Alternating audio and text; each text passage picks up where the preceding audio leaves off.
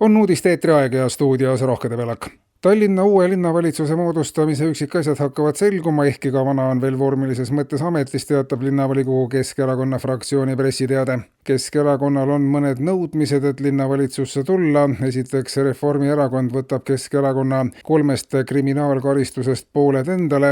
Keskerakond on pikalt otsinud kaasosalist ja pärast karistuste jagamist jääb mõlemale erakonnale 1,5 kriminaalkaristust, millega annab ausat linnavalitsemist juba oluliselt usutavamalt läbi viia. Valimistele on jäänud nii vähe aega, et uusi, vähegi asjalikumaid kriminaalkuritegusid on keeruline toime panna, seega valijatel ei ole põhjust midagi karta. Poliitikutest asjaarmastajad asendatakse spetsialistidega.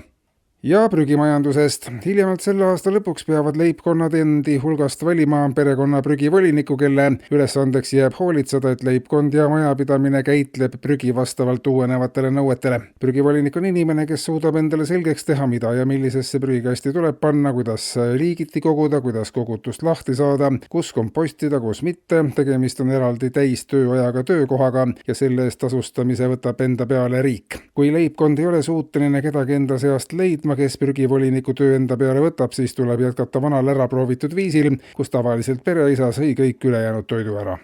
Valitsus on aga jätkamas mitmete suuremahuliste infrastruktuuriobjektide edasist arendamist ja laual on ka põhimaanteede 4-realiseks ehitamine. Hetkel analüüsitakse viimaseid uuringuid, mis 4-realise tee vajalikkust on püüdnud välja selgitada. Nagu näitavad uuringud ja liikluspolitseinike ja kaasliiklejate tähelepanekud, siis on järjest enam neid juhte, kes juba aastaid liiklevad nii, nagu 4-realine tee oleks ammu valmis.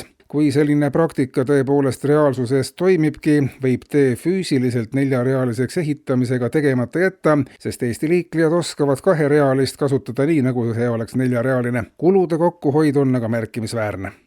Ja Maaeluministeerium teatab, et pärast põhjalikke arutelusid on antud soovitus loobuda kõikidest tegevuskavadest, mis nägid ette alkoholi kättesaadavuse olulist piiramist. Esmapilgul näib, et liigne alkoholi tarvitamine on maaelu üks suuremaid vaenlasi, kuid süvitsi minnes selgub, et joomine on põhjus, miks paljudes kohtades üldse veel maal elu alles on. Pidevas alkoholijoobes isikul on palju sellist mõtteainet, mida pole võimalik ellu viia. Kui inimene aga kaineks saab, siis tekivad tal teistmoodi mõtted ja ta hakkab liikuma paratamatult sinna, kus ta neid mõtteid saab teoks teha. Teisisõnu, kaine inimene asub liikuma linna suunas. Et inimesi maal kuidagi kinni hoida, tuleb neile mõtteaine võimalikult odavaks teha. Kui viin oleks maal 4 korda odavam kui linnas, siis tekiks ka palju maal elada soovivaid inimesi. Lõplikult saab maa taasasustamise programm Kadu Eesti valmis selle aasta jooksul.